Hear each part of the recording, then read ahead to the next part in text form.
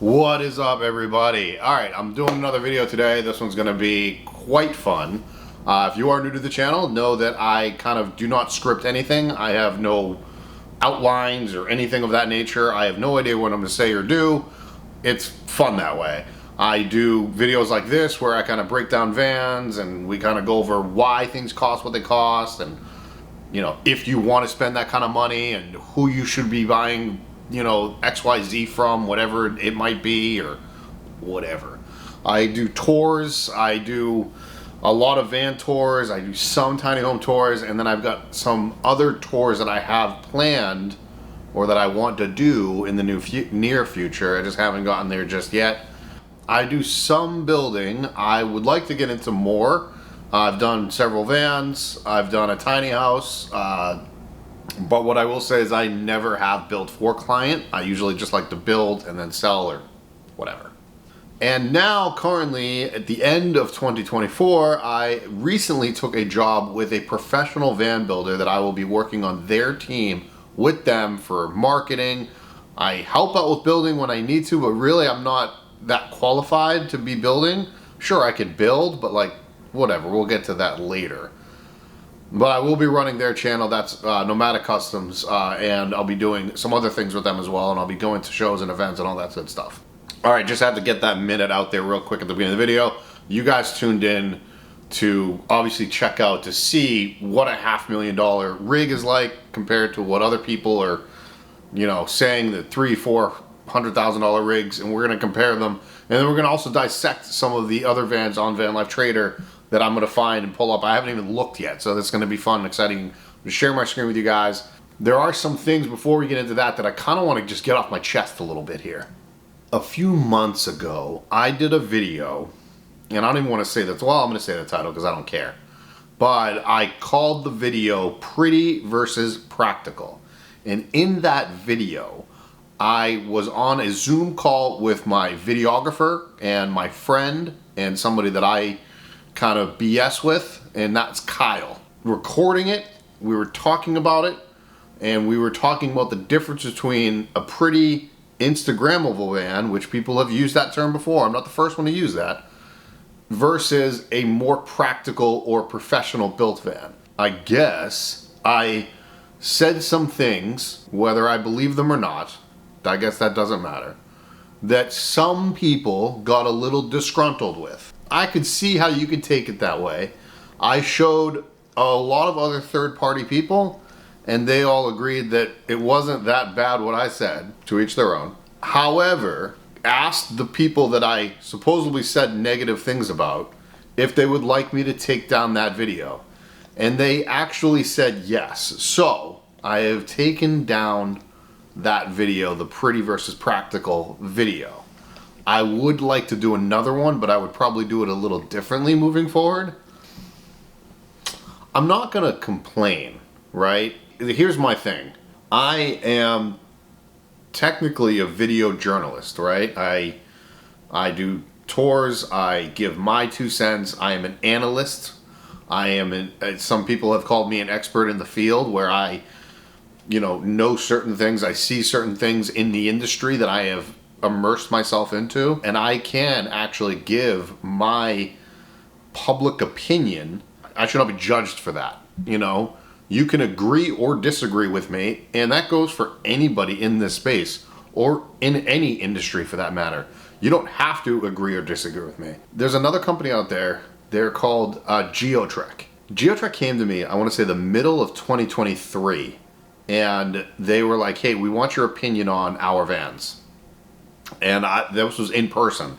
So I saw their vans in person, and I gave my 2 cents about it, and I kind of ripped them apart because they were trying to start up this company called Geotrek. And I was like, all right, guys, you need to change this, and this, and you need to do these things, and you need to simplify this, and you need to, you know, focus on here, and you need to do all these things, right?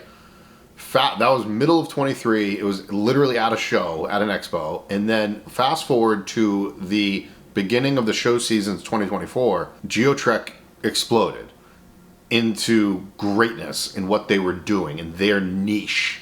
And they took all the suggestions I made and they put it into their van and in their business model, and they were selling like hotcakes. They took my criticism as constructive criticism, which I truly appreciate. Now, my point to telling these stories is apparently the people that I was saying these things about did not take it as constructive criticism. And I'm not going to say their names because it's neither here nor there. And I don't want to get attacked yet again. Harsh language to me saying slander and defamation of character. And I was like, okay, we're going to nip that in the butt. I already took that video down. The people I know in the industry said that I didn't say anything. It doesn't matter.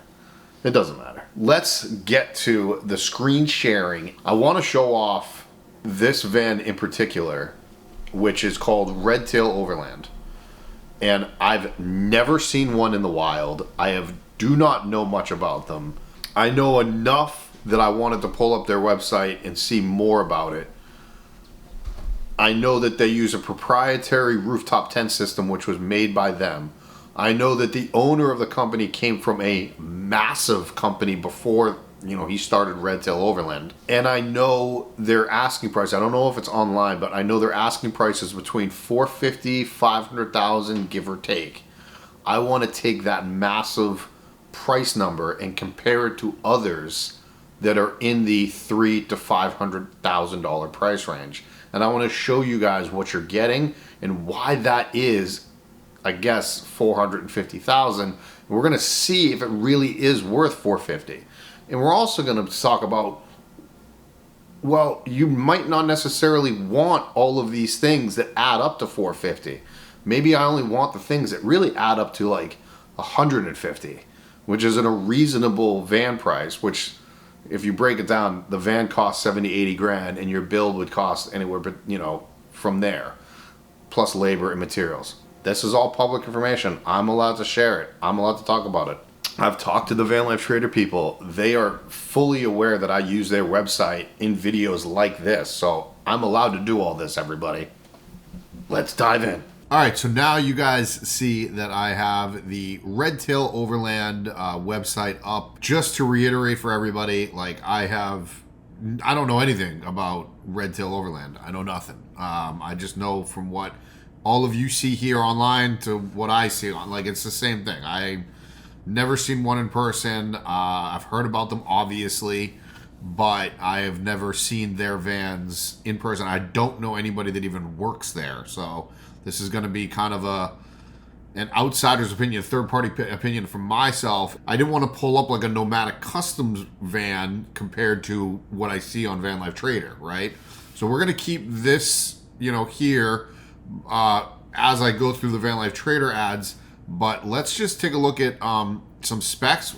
What I do is I like to look at all the specs, and then I look at all the pictures, and then we kind of compare and contrast, and we kind of go from there. To address the elephant in the room, everybody's always asked about this hardshell camper, and they designed this rooftop tent specifically for their vans and their fans only. They do not, from what I understand, they do not sell their rooftop tent to anyone else except their own. It is proprietary in that way. I'm sure there are definitely other hardshell campers on the market, or hard wall side pop-up tents, but I don't know many of them that have them inside of vans. Whether or not they're worth it, I don't know. I don't even know what the retail of the tent would be. Other companies like Super Pacific makes a rooftop tent for a van that you can access to the inside. I think I like that one probably the best. And then RRE Global makes another pop-up for a van, and both of those are accessible from the inside. Right off the bat, I see a Volta system. I am not the biggest fan of Volta. I just don't like Volta systems. Mostly due because of they're so you have to go to a Volta installer to get anything. If you have to troubleshoot it, you have to find someone that's a Volta installer, and there's only literally a handful in the country. I knew someone up in the Portland area that actually had their company was Volta certified, and they put them in maybe a half dozen of their vans, and then they immediately stopped. It was whatever.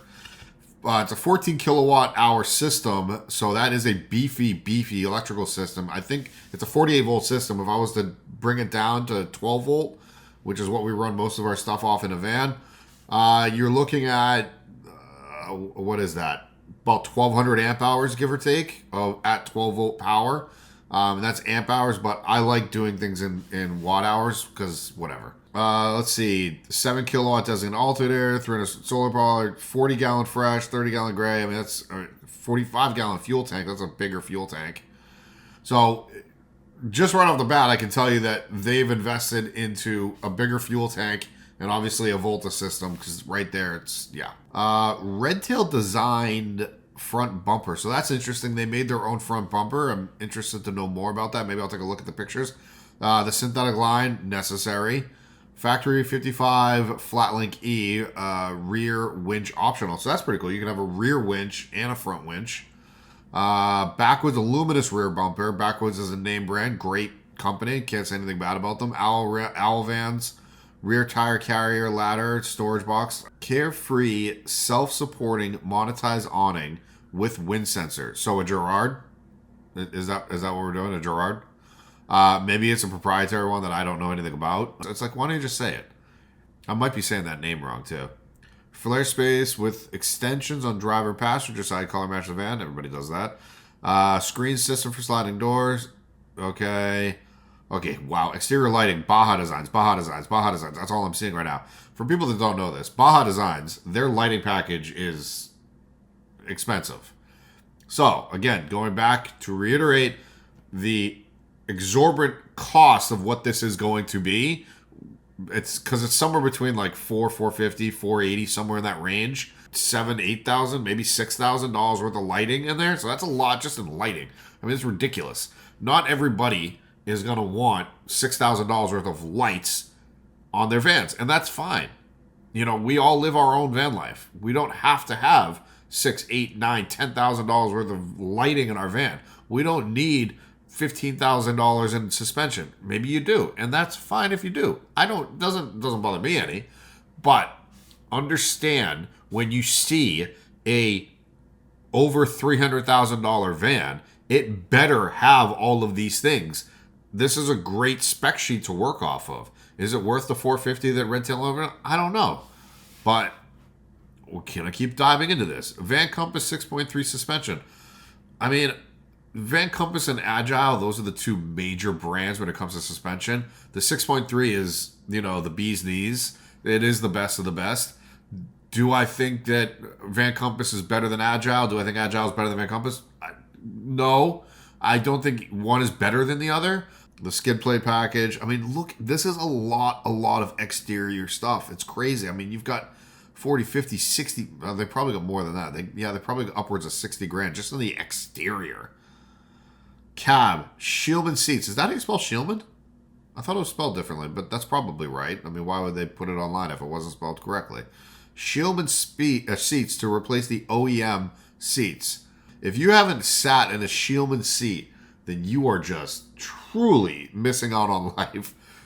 Is it worth the $4,000 upgrade or whatever a Shieldman seat costs? Because yes, it's roughly $4 grand, and I just rounded. But is it worth that? I think it might be like $4,500. Is it worth it? I don't know. You have these builders out there that are like, hey, I'm gonna charge $350,000, and I'm not going to put a Shieldman seat in there. And you're like, wait, what? I understand that. I'm trying to get the people to understand why the vans are costing what they're costing. And I'm trying to have you guys all understand. So when you do go to buy something, if you're like, yes, I want a $300,000 van, I want you to understand what you are buying. And if it's like, okay, I want a Shieldman seat in there, then you'll understand. That's, I guess, hopefully I'm getting my point across. I have no idea if I am, because I can't see anybody's reaction because I'm talking to a damn camera. All right, going to the electrical, we already talked about it. 3,200 watt inverter, that's pretty standard. You're not going to run too much crap to run over a 3,000 watt inverter. I actually think that the high amperage alternators are kind of making the solar obsolete. Some people might look at the 330 watts of solar that they have on this van, and they'll be like, that's not enough solar. Listen, guys, our solar panels are flat on a van. You're going to get very little usage out of that solar panel. The solar panel is going to be there for keeping your lights on during the day and your fridge running, and possibly you're not going to get the full allowance of your solar panel. It's just math. I don't know how else to put it. Your solar panel is laying flat. You're going to get optimal sun for 2 hours of the day. So I like having a solar panel to maintain your daily usage of things in your van, but to recharge, it's probably not feasible, in my opinion. People will be like, I want 700, 900 watts of solar. But why? Just get a high output alternator, or get a secondary alternator. You're literally driving a generator in your vehicle, and that's what the engine is. It's a generator. So use that. C-Zone digital control system. I will say the C-Zone digital control system is a very, very nice interface that is paired really well with two systems, Volta being one and Master Volt being the other. So a C-Zone digital system, obviously it's one of the best on the market, but it has an integrated touchpad, and the interface is ridiculous. Digital control system with touchpads at driver's seat. So you have the touchpad at the driver's seat, probably also in the van itself, and it says van interior, and in the skyloft to control all the lighting and electrical circuits. That's a cool touch. I will say that.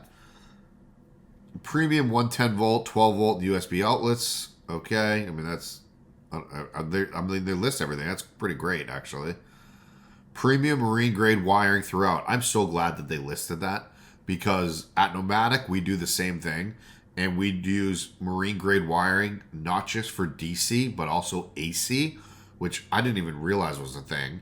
But marine grade AC wiring, which is your 110 or 120 volt, circuits. It's not a solid copper. It's a multiple strand, I guess, or a multi-strand copper or whatever. It's just more bendable. It won't break as easily, and because we're driving these rolling earthquakes, using premium marine grade, which is also double coated, is way better for a van. It's so important to have top of the line, not just products, but your materials. And marine grade wiring is a top of the line, material, as well as your woods and Schumann seats, stuff like that. That's all top of the line, which is probably why this thing's approaching $500,000. So the HVAC is another place where the price can just go from here to here, just like the exterior and your power. So you got a diesel fired heating system with in-floor heat zone, 2-zone air heat for van and skyloft. That's cool. So they must have the heat going up into the skyloft, which is obviously important. And individual thermostats. That's really interesting. So you can have a different temperature in the skyloft than you can in the vehicle itself or the van. I mean, in my opinion, if a van is over $250,000, it has to have in-floor heating. And I'm talking about hydronic lines, glycol running through those lines. And really, I don't know which one they use. I don't know if they use a proprietary system. They made their own system. But in all honesty, there's 4 brands that can do this. Van Life Tech, Aquahot, the Elwell Timberline system, and Rixson. I personally like 2 of those the best. I haven't really tested one of them, and the other one I'm just not a fan of because I don't really like their interface and how it all kind of operates with each other. But I have no idea which one they use. If I had to guess, I'm probably guessing Rixson, but let me try and dissect it when I look through the pictures. 12,000 BTU 48 volt air conditioner. I wonder which one they're using, which is a 12,000 BTU, because if it's a Nomadic cooling, there's no way that that's actually a 12,000, because I know for a fact that they fudge their numbers and it's not actual 12,000 BTUs. Cruise and Comfort is up there. I don't know if it's 12,000, but they're definitely the most efficient that I've seen, and they are the highest BTU output I've seen. But this is interesting because the Nest thermostat is located in the van skyloft for control and radiant heat. how the heck did you guys get the Nest interface to work with your radiant heat and your air conditioning? That is some trickery. And anybody that is like a computer engineer could probably figure it out and diagnose it and figure that, like, do all that stuff. What? That's a lot of work. That is a lot of work. The people that do this kind of stuff, like the people that really like nerd out with this stuff, they could probably figure it out, but wow. Okay, I actually don't really like this. You've got a 450,000, we're just going to say that. I don't know really what the price is. Thetford cassette toilet. Incinerating or compost options available. You have a really expensive van and you have a porta potty toilet. I mean, I would have liked to have seen a better toilet or a nicer toilet. I mean, even a Laveo dry flush is I feel, one of the best. I know Mark over at Nomadic Customs loves the wrap-on toilet, which is just another version of a dry flush.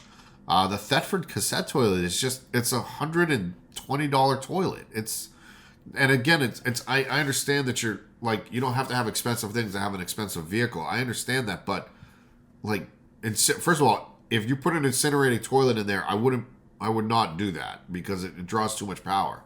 This is coming from a guy that actually had an incinerated toilet in his tiny house, and I had double the amount of power. I had 30 kilowatt hours in my tiny house, and I was still drawing too much power.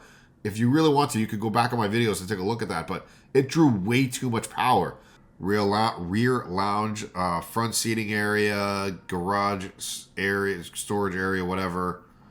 Well, at least they put the word veneer in there, because I was like, there's no way that they're using a real walnut, but a real walnut veneer is a thing, absolutely. I wonder what the plywood that they use, I wonder what that is, though. Glacier might be in frame now. There she is. She's coming in. Coming in hot. Glacier, lying down, wants to go to bed. Let's see here. Skyloft camper specs. All weather, 4-season, handcrafted carbon fiber composite structure. That's interesting. Fully insulated. I think you guys, it's kind of you doubled it there, because all weather and then 4-season, then fully insulated. Like, obviously it's all weather and 4-season if it's fully insulated. Like, I don't know, put one or the other. You have to do both of those. Patented folding wall system. I don't know how well that is patented, because a patent, especially on a design patent, I believe if you change, it's either 5 or 11%, somewhere in that range. If you change a small amount of the design, then the design patent is voided. It's not, it doesn't matter. Like, I've seen other folding wall systems in a rooftop tent, so I don't know how you patented that. That's weird to me. I feel like some people, whether they're owners or builders, just are like on an ego trip. And sometimes, I don't know. I go through it too. I'm on an ego trip sometimes as well. Like, Unfortunately, I went through a lot on those specs. So let's just take a look at some of the interior photos. Holy crap. Can I scroll through these? You betcha I can. Obviously, they have really good photography. I wonder if the mattress must stay up there in the Skyloft. It must. Those are those Shieldman seats right there. It looks like they've got a Vitrafigo refrigerator. I should have looked that up. Yeah, there's the C-Zone with the Nest up there. I don't know how they did that interface. Yeah, all walnut veneer. They ain't lying about that.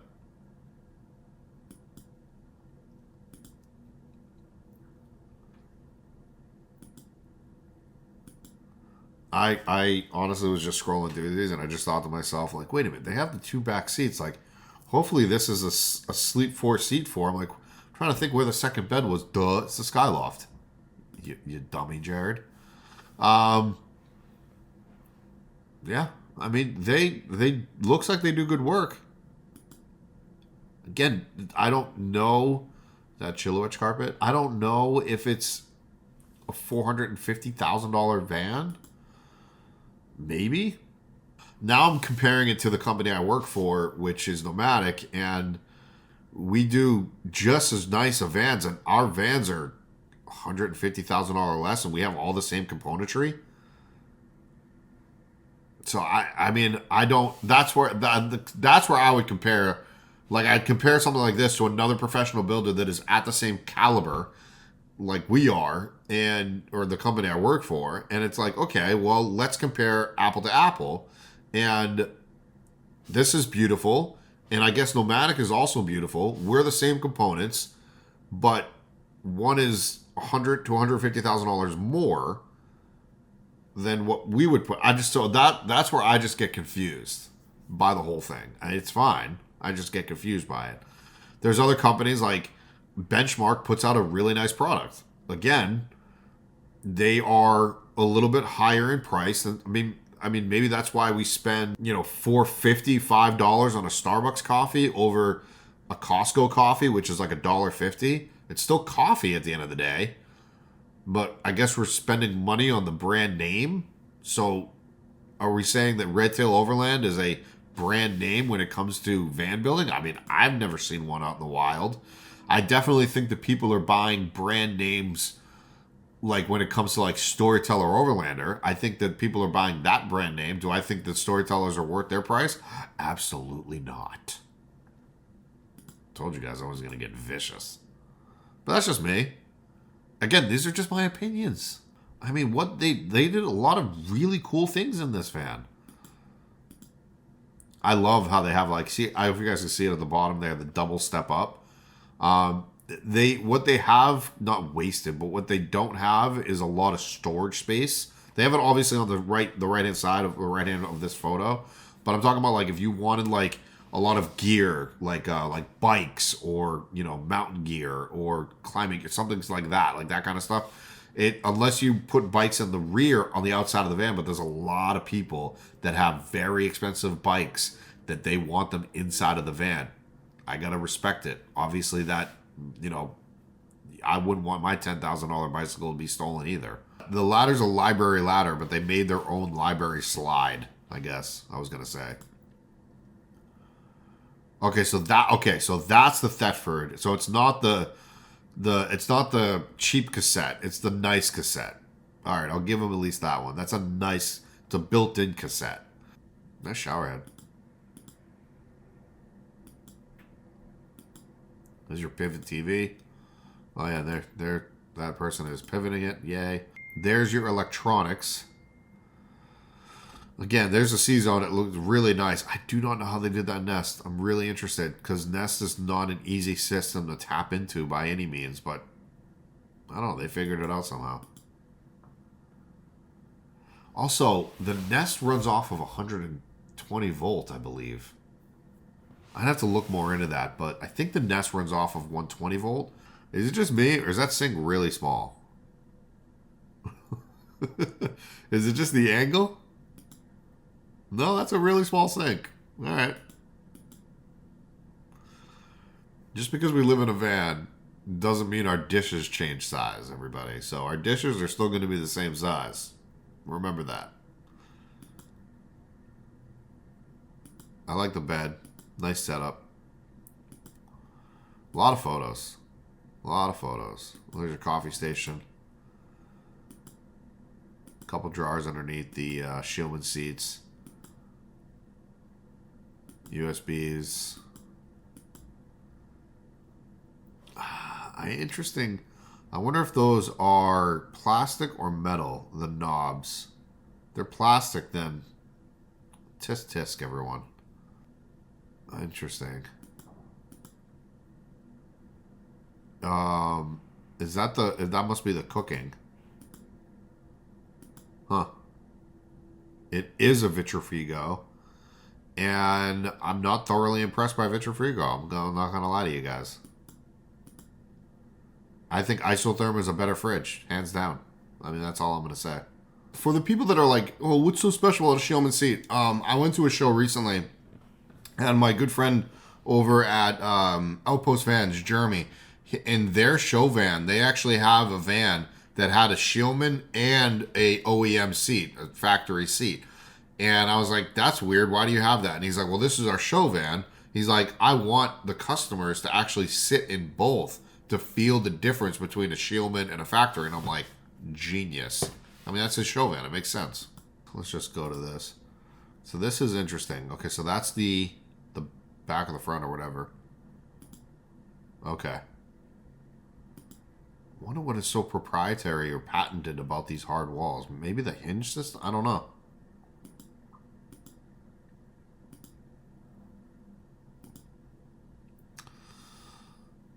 So the Skyloft has its own. That's crazy.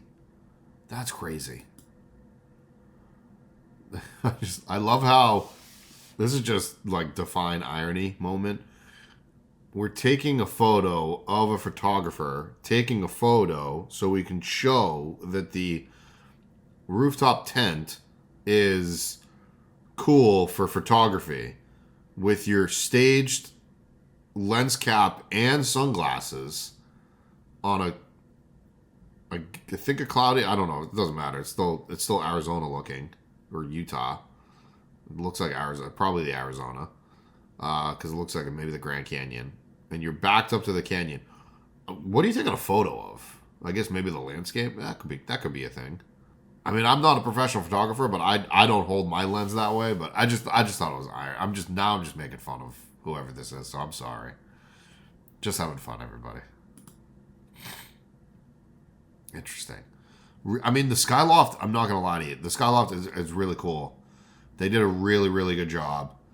I cannot believe that it's probably... I got to see this thing closed on the outside because it's got to sit up pretty high. Because, I mean, right there you've got 8 inches, 9 inches. And that's a lot. I mean...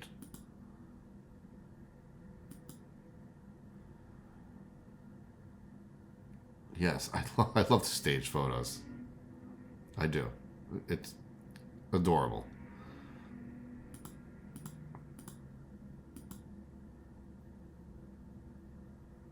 Okay. Getting a little bit better understanding of how it works and operates.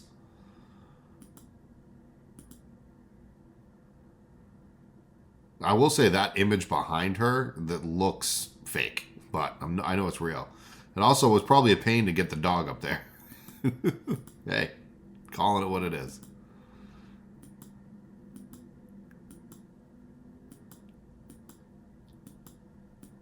I mean, I'm impressed. I'm impressed. Is it worth the $450? Probably not, but oops. I just want to look exterior real quick. I want to see the tent down. I'm going to scroll down, and there's no pictures of the tent down on the exterior. Here we go. Boom. Okay. All right, so it does look like a big tent, but it's done well. It's done well. Again, I'm comparing an apple to an apple. We are doing a van at Nomadic Customs right now where the tent is oriented the same way as this one. We don't have a hard-sided tent, but we're doing the same thing with venting and making it 4-season and all that good stuff, as well as the van interior is going to be immaculate. It's going to be beautiful. It's going to have in-floor heating. It's going to have the hot water. It's going to have all the good stuff. It's going to have a huge power system. It's going to have, I think it's going to have a Murphy bed underneath, and it's going to have the upstairs camping portion of it. It's going to have that deck on the roof as well. So it's going to have all these cool features. But I can guarantee you, it's not $450. I don't even think it's $400 all in. And I'm wondering where that other 100 is coming from. And again, the Shillman seats aren't $100,000, but because I'm pretty sure that our client doesn't have Shillman seats, but we can put them in there if our client's watching us right now. I'm trying to justify that. I'm trying to figure that out. You know what I mean? I get Starbucks and Costco. I get it. I don't know. All right, let's go to Van Life Trader real quick. All right, I pulled up a couple just now. Let's start with the first one. I think I'm going to rip into this one just a little bit. Still already one of one vans. You guys aren't so one-on-one. I mean, I'm just going off. I should never judge a book by its cover, but I just did. I'm scrolling right down the description, and oh my goodness, normally there's a button right there at the bottom that says load more, and there's not. So We are a Fulcrum. I don't know what Fulcrum van company. Full custom. Okay. This is one of 7 vans we have built. So you've already admitted that you've done 7 vans only. I'm saying that only because let's see here. Benchmark just completed 100, so they're probably around 120. OVP is probably about 150 vans in. Nomadic Customs, my employer, is about 75 vans in. Ross Monster, they're probably around 60 to 90 vans, give or take. Do I think that you have knocked it out of the park after 7? I mean, from my experience, it's really hard to dial in a product until you hit that 10 to 15 van mark. But if you've truly dialed it in to be at a price tag of $250,000, then bless your hearts. Integrity Coach of Henderson. So maybe this is just a build. What? Okay, I'm confused. The top tour bus builder is in Nashville area as well as our country. Our van fits and finish are the highest quality, second to no one. We're gonna see about that one. I'm pissed because I just named off like 4 or 5 companies that are probably better than this, but let's find out. All of our vans speak for themselves. This is our promo van, and we have used in trade show and promotions. It is still 100% new. How many trade shows did you go to? Unless you had it shipped off to trade shows, I only see 3,700 miles on here. So unless you had it shipped from trade to a trade show, then you haven't gone to many shows. Okay, so Fulcrum is the name of your company.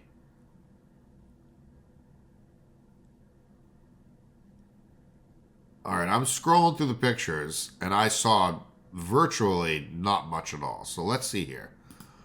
Here we go. This is going to be fun. Okay. Exterior. No front bumper. You obviously have a front bumper. No aftermarket custom front bumper. And we're just going to compare it to Redtail that had a custom one-of-a-kind for them front bumper. Other companies that are out there. Flatline Vanco. Backwood Adventure Mods. Those front bumpers, thousands of dollars. Fulcrum, whatever your company is called, no front bumper. But let's put a $250,000 price tag on it. Side steps. Looks like it's made by you guys. I don't know. Aftermarket wheels, or I should say tires. Wheels, I have no idea. I haven't seen those before. Whatever.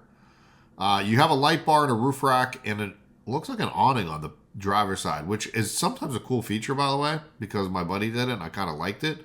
But and then you wrapped your hood in a matte black. Cool.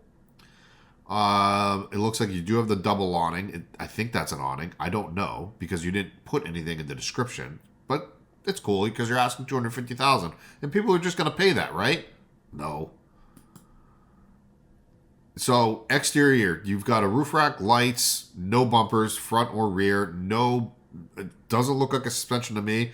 Looking at this photo right here, it looks like you're dragging in the back. So to me, it doesn't look like it was suspension, although I think it was another photo that you did have one, so let me find out. Oh, I'm sorry. You do have a rear tire carrier, and you have a back ladder. Cool.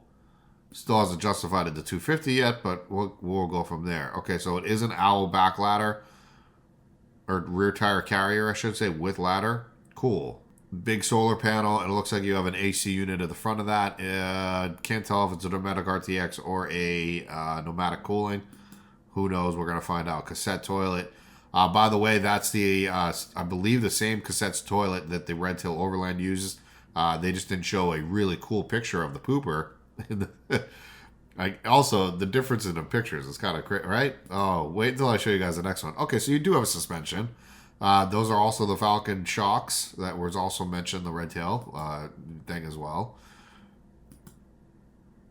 Oh, look at that interior. I'm so mean. I'm so mean. I don't even care.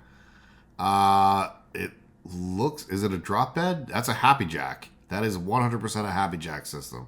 Actually, looks like there's a shower underneath there. So if you do pack your garage full of stuff, then you're not going to be able to use the shower unless you take everything out. Okay, I believe that's a workstation underneath the bed.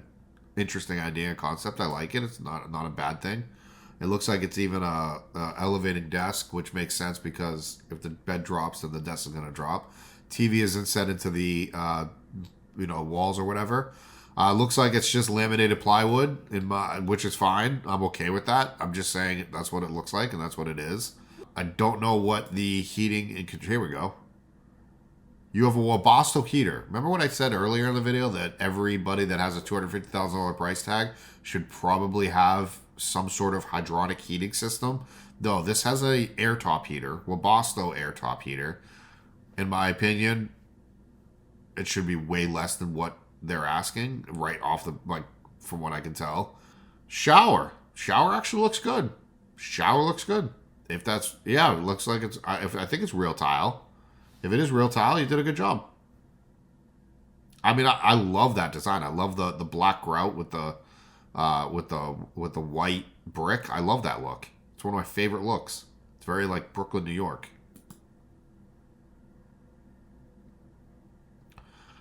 Battleborn batteries. I really don't need to say anything more about the quality. I don't feel that is top quality whatsoever. You guys can yell at me all you want in the comments. I'm just not a believer in Battleborn batteries. I think there are better batteries on the market. Bed down. Sink up top. I used that same sink in one of my builds. It was not $250,000, but I used that same exact sink. Mine was white porcelain, and theirs was obviously black. Yeah, same exact sink. Not even kidding you. Nice sink though.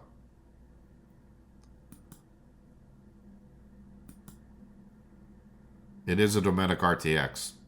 It's a $2,500, $3,500 AC unit. Somewhere in there.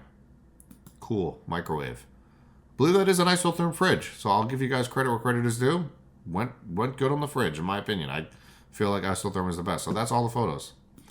That's all she wrote, everybody. No, is it worth $250,000? Absolutely not. It's a 2022 with only 3,700 miles.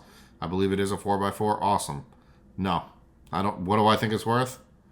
Probably just below 2, maybe 180. I don't think it's worth 2 at all. Sorry, one of one vans. I'll move on. 23, and this is asking 184,000. We're gonna round down because why not? 184,000. It's an all-wheel drive, and I said it was a 23. Okay. Let's see here. Description. Boom. There you go. That's how it's supposed to be, everybody. Everything is listed. There it is. The only thing I don't like is I shouldn't say don't like. You use Renergy. It's fine. You also came out 184,000 compared to 250,000, so you're already winning there. 400 amp hours of Battleborn batteries. Again, it's fine because you priced it correctly, but you didn't use Lithionics. You didn't use if you went Victron has a really good keeping it all the ecosystem the same. So could have went that way. There's other batteries that battery is a battery. I get it, but I don't know. I personally stay away from Battleborn, but that's just me. Everybody has their own opinion, and we're all allowed to have it, right? I have nothing bad to say about Battleborn. I would just use other batteries over Battleborn. I drive a Ford pickup truck. Not everybody loves Ford pickup trucks. Some people like Chevy. Some people like Toyota. Some people like Nissan Frontiers. That is why other brands exist, everybody. So it's okay to have that opinion. I'm not saying that my Ford Raptor Ranger is better than a Toyota Tacoma TRD Pro. Although I am saying that. But I'm not actually saying that. All right. A pneumatic cooling 2000. Okay, here we go. If you're going to go the rooftop AC unit, I'd rather see a Dometic RTX over the pneumatic cooling. Only because of functionality and other things. But ease of installment as well. But whatever. Espar S2D2L heater. The Espar heater is the exact same heater as that Webasto we just saw in the $250,000 van. I love how they listed everything. This is great. Thank you guys so much. The Dometic CFX 95DC. Is that the chest or is that the? We're gonna find out in the pictures. So your hot water is done through the Bosch 2.5 gallon, which is fine. You're only asking 180 for it, so it makes sense. All right. Comparing apples to apples because they're both Mercedes Sprinters, everybody. With the vertical photos, everybody. Why are we doing that? I guess why we're doing it because it's a long, narrow van. So that's fine, but the other person did the same thing. But I don't know. I'm like, let's bring back horizontal. These are all going to be vertical, aren't they? Yeah. Oh, I skipped one by accident. And yes, that is the Dometic chest style fridge. This is interesting because I don't know. It's obviously not lazy. It's just they're actually trying to keep the height. So their cushion lays right on top of that, as you can see. And it's just a design, in my opinion, it's a design flaw because they don't want to raise it up anymore and probably breathability for the compressor. There is no top plate on that, which is also a design plus because if it did have a top plate, you'd have to have something, you'd have to have that whole top plate go up with like a strut and then get into your fridge freezer. Whereas this way, you just move the cushion. And I doubt you feel any of the, voids. It's just, it's interesting to do it that way.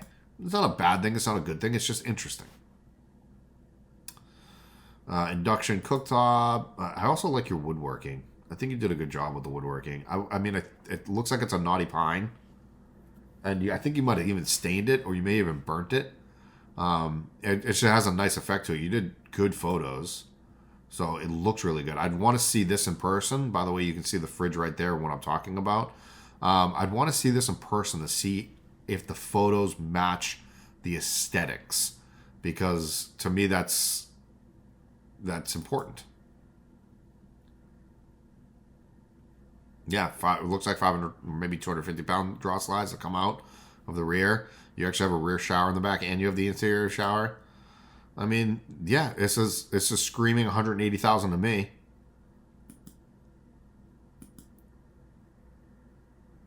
Nice little rendering of the van, cool. These are all the options of the van, okay, and we're back to square one. So, do I think this is priced? This is priced accordingly. Will they get 184.4 for it?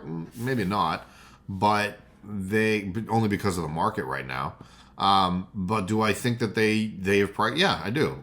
This is a prime example of whoever this builder is. I know it says it's by Rowdy's Garage, but it looks like there's another camper conversion company. Maybe Rowdy's Garage is selling it. I don't really know. The mileage is 18,000.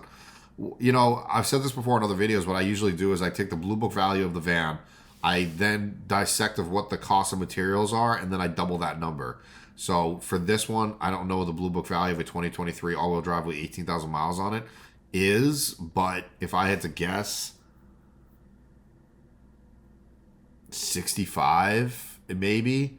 And we're talking another 40 in materials, maybe I don't doubt they broke the 50 mark, but maybe 50.